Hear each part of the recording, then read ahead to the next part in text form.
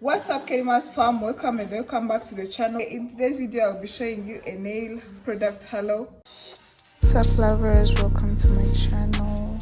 Subscribe and share with your friends. So I'll be showing you all the products I use to do my nails. Okay, one of the things I ordered is this nail lamp. It comes with a charger.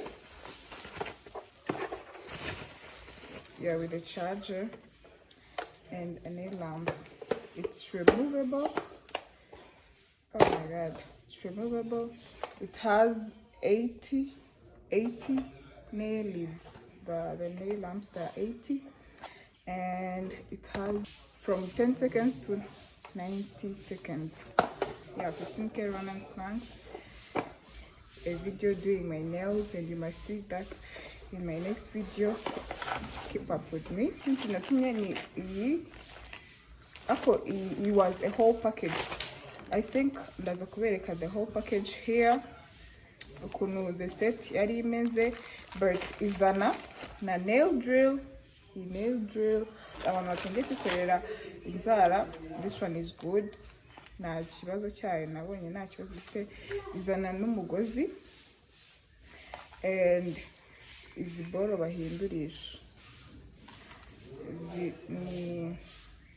Hazamo sanding beads esheshatu na nail drill beads esheshatu.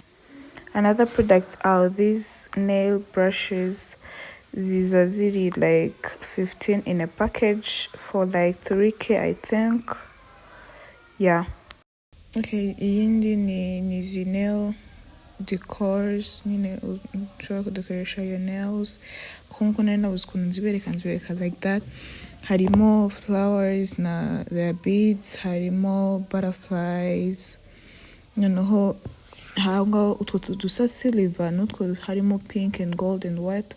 Tuzana na ya box yose ndibuze kuza kubereka. And nari nabishizemo kuba ko ukuntu dutakara tuza mu dushashi, rero nari nadushize ahantu hamwe kugira ngo tutaza like kugira, ariko at the end of the day twarivanze, but it's okay. Nyine what I need na bigira, but that's how they look. Yeah. Izana two nail foams and one buffer.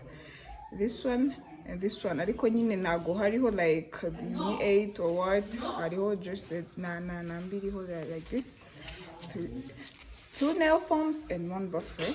Ikazana na nizi toe separators. Gutandukanya mu maguru. A damping dish. Indi ni indi bashiramo like alcohol. Na ni damping dish. Undi ni damping dish ushiramo nyine like alcohol ushaka kuyikoresha, and then you do chush and you use on your nails. Comes with 3 acrylic powders. There are how many ounces? There is 1 ounce and 3 milliliter. I think wanani lime gar acrylic powder. Iza ari amabara 3. Hazamo pink, white and clear. Pink, white. Izana na nazo ni izi nail foams. It comes with this nail foams tuzari. Ikazana na nizi boro.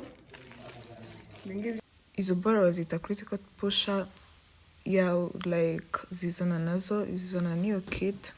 Zisunikisha your criticals like that.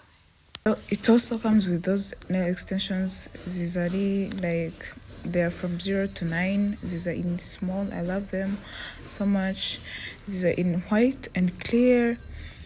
They're easy to use. Zifte form ziza byahatari, and I love them because my nails ni noya, and I prefer these because zero ziranyorera kuzikoresha kuko I don't have kuzigabanya ibintu nk'ibyo ngibyo.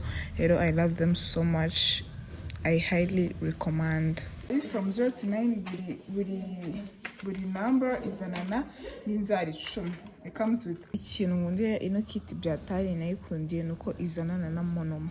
Haza harimo monoma iri 7 ml, and kugira ngo umuntu ba mu Rwanda kugira ngo ubone ahantu bashipinga monoma for a low price aba ari hatari. Niyo wabona iyo 7 ounces, I mean 7 milliliters cyangwa izo 4 ounces, kugira ngo ibone ko bayishipinga mu Rwanda kuri price noya aba ari ikibazo. So this is a plus kuri iyi kit. I highly recommend it kubera this monoma. Abantu nyine bakunda gukora acrylic nails, urabizi ko ntabwo wayikora udafite monoma, and this is great. It comes with a practice finger, agatoki wasuzumiraho like ushaka gukora nk'urwara utari sure about how it will come out, wakoresha ako gatoki instead of destroying your nails, so you can use that one. Ikindi kintu izana nayo ni izi nail glitters, ziri mu mabara 12,